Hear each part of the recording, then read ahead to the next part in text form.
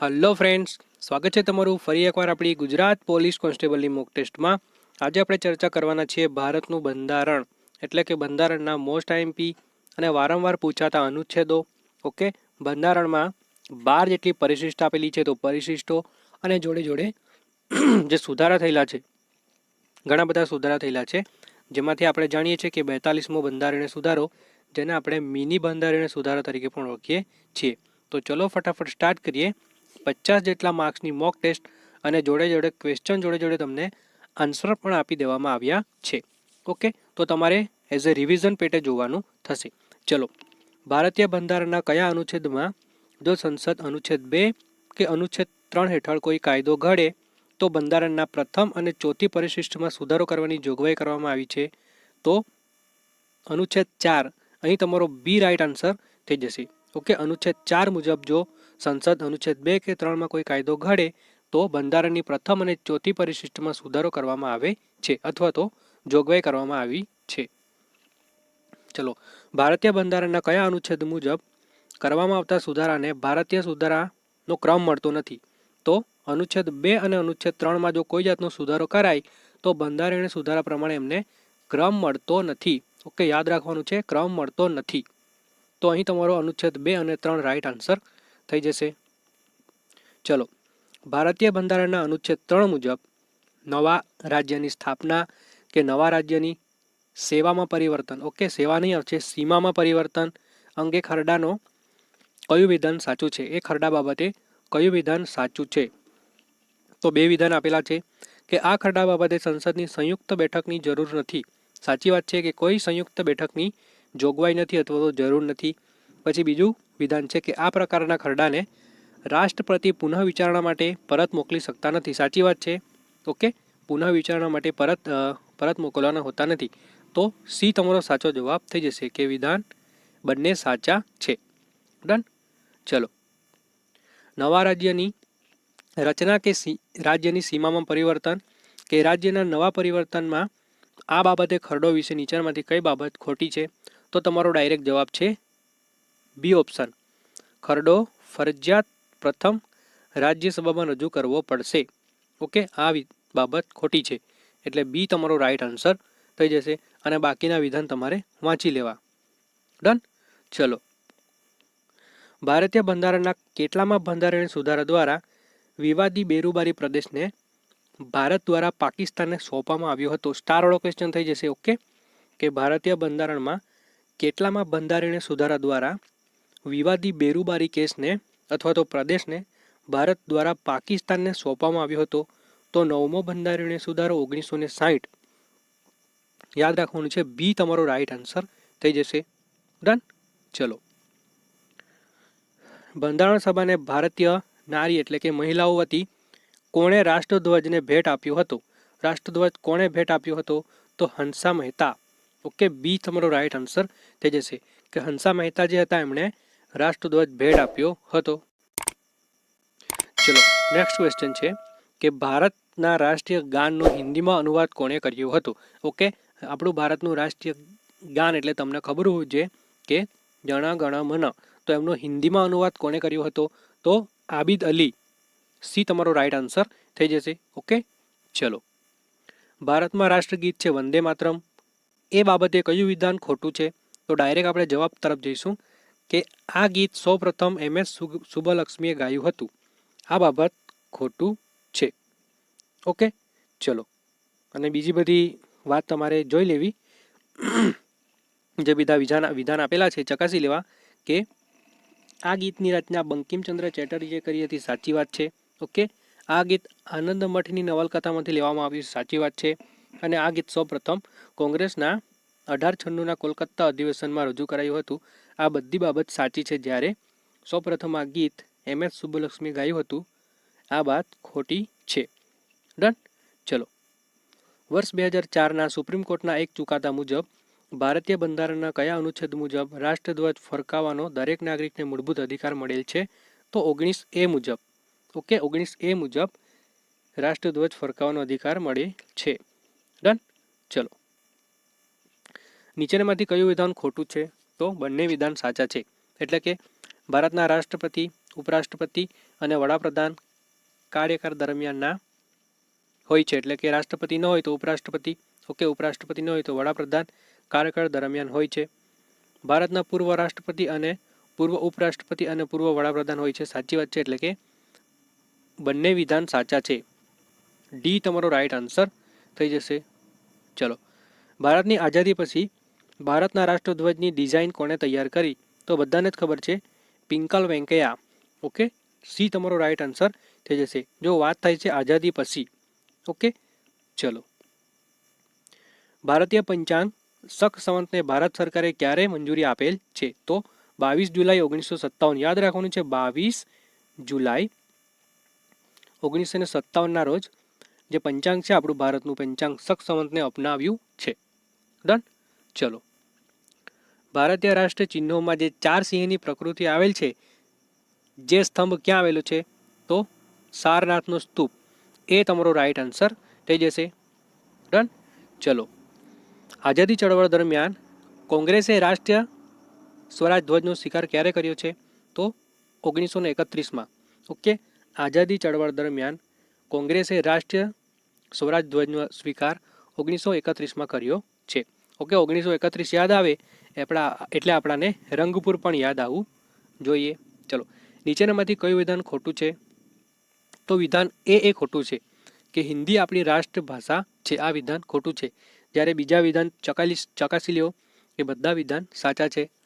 ભારતીય બંધારણના અનુચ્છેદ 343 મુજબ ભારત સંઘ ભાષાની રાજ્ય ભાષા હિન્દી છે. સાચી વાત છે. દેવનાગરી હિન્દી લિપિનો સ્વીકાર છે. સાચી વાત છે. હાલમાં આપણી રાષ્ટ્રભાષા તરીકે હિન્દી ભાષાનો સ્વીકાર થયેલ નથી. આ બધી બાબત સાચી છે. ચલો, રવિન્દ્રનાથ ટાગોર દ્વારા રચિત રાષ્ટ્રગીત જે જન ગણ મન સૌપ્રથમ કયા શીર્ષકે પ્રગટ થયું હતું? Most MP question. ઓકે, તો ભારત ભાગ્ય વિધાતા. ડી તમારો રાઈટ આન્સર થઈ જશે. સૌપ્રથમ વખત કયા શીર્ષક પર પ્રગટ થયું હતું? તો ભારત ભાગ્ય વિધાતા. ચલો, ભારતીય રાષ્ટ્રીય પંચાંગ શક સંવતમાં વર્ષ શરૂઆત કયા દિવસથી થાય છે? અને જો લીપ યર હોય તો કયા દિવસથી થાય? જો એમ તો 22 માર્ચથી થશે, પણ લીપ યર હોય, સોરી, એમ તો 21 માર્ચથી થશે, પણ જો લીપ યર હોય તો 22 માર્ચથી થતું હોય છે. ડન. ચલો, ભારત સરકાર દ્વારા કરવામાં આવેલ ધ્વજ કાયદા મુજબ નીચેનામાંથી કોણ ધ્વજ ફરકાવી શકે છે?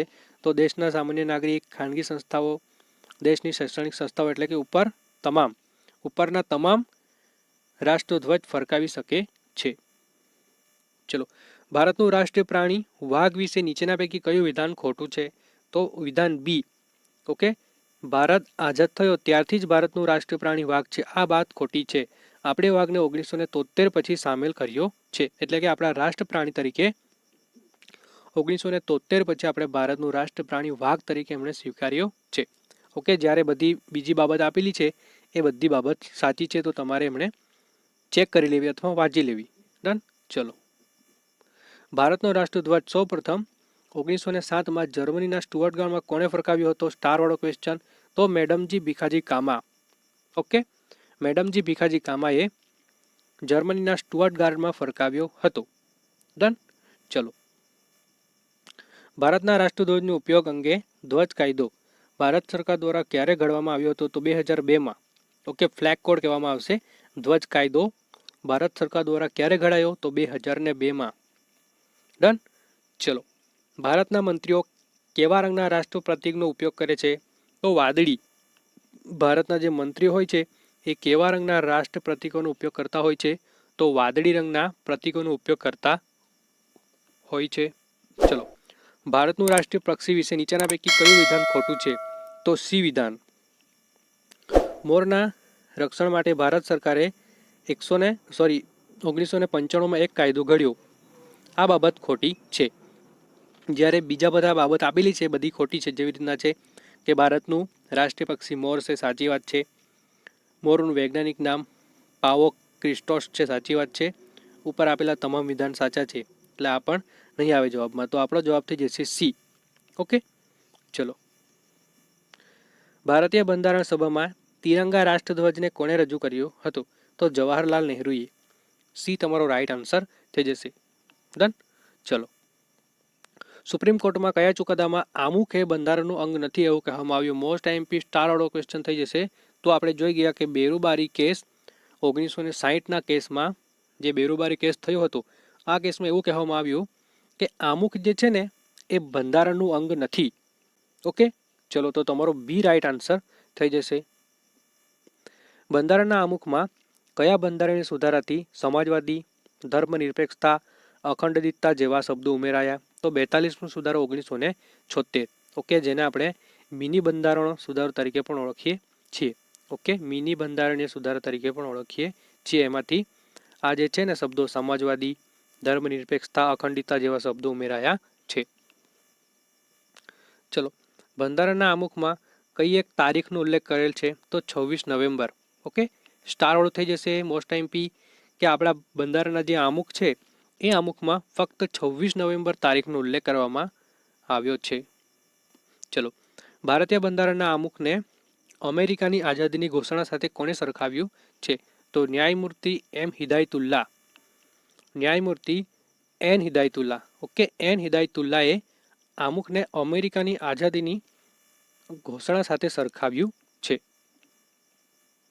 ભારતના બંધારણના આમુખમાં સ્વતંત્રતા, સમાનતા અને બંધુત્વનો ખ્યાલ શેમાંથી લેવામાં આવ્યો છે? તો ફ્રાન્સની રાજ્ય ક્રાંતિમાંથી. જે ફ્રાન્સની રાજ્ય ક્રાંતિ છે એમાંથી આપણા બંધારણના આમુખમાં સમાનતા, બંધુત્વ અને સ્વતંત્રતા આ ત્રણેય શબ્દો સમાવી લેવામાં આવ્યા છે. ડન. ચલો, ભારતીય બંધારણના આમુખ મુજબ કયા પ્રકારના ન્યાયની વાત કરવામાં આવી છે? ઓકે, આમુખ તમને આખું આવડતું હોવું જોઈએ. ઓકે, તો ચલો, આમુખમાં કયા પ્રકારના ન્યાયની વાત થાય છે? તો સામાજિક, આર્થિક અને રાજકીય. સી તમારો રાઈટ આન્સર થઈ જશે. સામાજિક, આર્થિક અને રાજકીય જેવા ન્યાયની વાત કરવામાં આવી છે. ચલો, ભારતીય બંધારણના આમુખ સંદર્ભે નીચેનામાંથી કયું વિધાન સાચું છે? તો વિધાન ફક્ત એ સાચું છે. ઓકે, સંસદ અનુચ્છેદ 368 મુજબ અમુકમાં સુધારો કરી શકે છે. ઓકે, હવે 368 જે અનુચ્છેદ છે ને એ 20મા ભાગમાં આવેલો છે. ફક્ત આ એક જ એવો ભાગ છે જેમાં એક જ અનુચ્છેદ આવેલો છે, જે 300 અનુચ્છેદ છે, જે બંધારણીય સુધારા માટે જોગવાઈ કરવામાં આવી છે. ઓકે, તો તમારો એ રાઈટ આન્સર થઈ જશે. ચલો, ભારતીય બંધારણની પ્રસ્તાવનામાં કયા પ્રકારની સ્વતંત્રતાનો ઉલ્લેખ કરવામાં આવ્યો છે? તો વિચાર અભિવ્યક્તતા, માન્યતા, ધર્મ, ઉપાસના. સી તમારો રાઈટ આન્સર થઈ જશે. ઓકે, સી તમારો રાઈટ આન્સર થઈ જશે કે વિચાર, અભિવ્યક્તિ, માન્ય, ધર્મ, ઉપાસના. ડન. ચલો, ભારતીય બંધારણના આમુખમાં નીચેના પૈકી કયા શબ્દોનો સમાવેશ નથી? તો વૈચારિક. ડી તમારો રાઈટ આન્સર થઈ જશે કે ભારતનું જે બંધારણ છે એ બંધારણના આમુખમાં વૈચારિક શબ્દોનો ઉલ્લેખ નથી, જ્યારે લોકતાંત્રિક, પ્રજાસત્તાક અને બંધુત્વ ત્રણનો ઉલ્લેખ થાય છે. ચલો, નીચેનામાંથી કયું વિધાન ખોટું છે? તો સી બંને વિધાન ખોટા છે કે આમુખ અંતર્ગતની જોગવાઈ કોર્ટમાં પડકારી શકાય છે. આ વાત ખોટી છે. બંધારણના અમલ સમયે અમુક તે બંધારણનો ભાગ નહોતો. આ બંને વાત ખોટી છે. નીચેનામાંથી કઈ મહિલા સ્વતંત્ર ભારતમાં રાજ્યની પ્રથમ રાજ્યપાલ બની હતી? તો શ્રીમતી સરોજની નાયડુ. એ તમારો રાઈટ આન્સર થઈ જશે કે કઈ મહિલા સ્વતંત્ર ભારતમાં રાજ્યની પ્રથમ રાજ્યપાલ બની? તો સરોજની નાયડુ. ચલો, ભારતીય બંધારણ ક્યારે અમલમાં આવ્યું? Most IMP question. અમલમાં આવ્યું એમ પૂછાય ને તો 26મી જાન્યુઆરી 1950. કેમ આપણે આ ડેટ ઉજવીએ છીએ? કારણ કે અગાઉ આપણે 26/1/1930ના રોજ પૂર્ણ સ્વરાજ દિવસ મનાવ્યો હતો. ઓકે, પૂર્ણ સ્વરાજ દિવસ મનાવ્યો હતો. તેથી આપણે 26 જાન્યુઆરી 1950ના રોજ બંધારણને અમલમાં લીધું હતું. ચલો, ભારતમાં પક્ષ વગરની લોકશાહીની દરખાસ્ત કોણે કરી હતી? તો જયપ્રકાશ નારાયણ. ઓકે, ભારતમાં પક્ષ વગરની લોકશાહીની દરખાસ્ત જયપ્રકાશ નારાયણે કરી હતી. ડૉક્ટર BR આંબેડકરે બંધારણનું હૃદય અને આત્મા કોને કહ્યું છે? તો બંધારણીય ઉપાયોનો અધિકાર. ઓકે, અનુચ્છેદ 32 જે છે એ અનુચ્છેદ 32ને, જેને આપણે બંધારણીય ઇલાજોનો અધિકાર ઓળખીએ છીએ, ને બાબા સાહેબ આંબેડકરે હૃદય અને આત્મા કહ્યું છે. ભારતની બંધારણ સભાએ કયા વર્ષમાં કામ કરવાનું શરૂ કર્યું? તો બી 1946. ઓકે, 9 ડિસેમ્બર 1946ના રોજ પ્રથમ બેઠક મળી હતી. તો આ બેઠકથી બંધારણ સભાએ કામ શરૂ કરી દીધું હતું. ચલો, સંસદના સેન્ટ્રલ હોલમાં બંધારણ સભાની પ્રથમ બેઠક ક્યારે યોજાઈ? તો આપણે જાણીએ છીએ 9 ડિસેમ્બર 1946. ડી તમારો રાઈટ આન્સર થઈ જશે. ભારતીય બંધારણની મુસદ્દા સમિતિના અધ્યક્ષ કોણ હતા? તો એ હતા doctor NSR Ambedkar. Okay, Baba Saheb Ambedkar ખરા, પણ એનું પૂરું નામ છે NSR આંબેડકર. એકલ સરકારમાં તમામ સત્તા કોના હાથમાં હોય છે? તો કેન્દ્ર સરકારના હાથમાં હોય છે. એકલ સરકારમાં તમામ સત્તા કેન્દ્ર સરકારના હાથમાં હોય છે. ચલો, બંધારણ સમિતિની મુસદ્દા સમિતિના અધ્યક્ષ કોણ છે? તો બાબા સાહેબ આંબેડકર. ચર્ચા આપણે કરી ગયા, તો ડન છે. મળીએ છીએ બીજા મોસ્ટ આઈએમપી ક્વેશ્ચન લઈને. તેની પહેલાં થોડું ફેક્ટ આપણે જાણી લઈએ. ઓકે, હાલમાં જ આપણા જે મોસ્ટ જે ગણાય ભારતના લતા મંગેશકરજી, એમનું અવસાન થયું છે. તો એમને અમુક એવોર્ડ આપવામાં આવ્યા છે. એમાંથી આ એવોર્ડ પૂછાયો છે. ઓકે, ભારત રત્ન 2001માં મળ્યો હતો. ઓકે, અને ગિનિસ બુક વર્લ્ડ રેકોર્ડમાં દુનિયામાં સૌથી વધારે ગીત ગાવાનો રેકોર્ડ ગિનિસ બુક રેકોર્ડમાં 1974માં એમણે નામ નોંધાવ્યું હતું. તો આ બધા અમુક જેટલા પણ એવોર્ડ છે તમારે યાદ રાખવાના. ઓકે, ફિલ્મફેર એવોર્ડ એમને ઘણા બધા મળી ચૂક્યા છે. પદ્મ વિભૂષણ પૂછાય તો 1999 આવશે. ઓકે, તો મળીએ છીએ. થેન્ક યુ ફોર વોચિંગ વિદ્યાર્થી મિત્રો. જય હિન્દ, જય ભારત.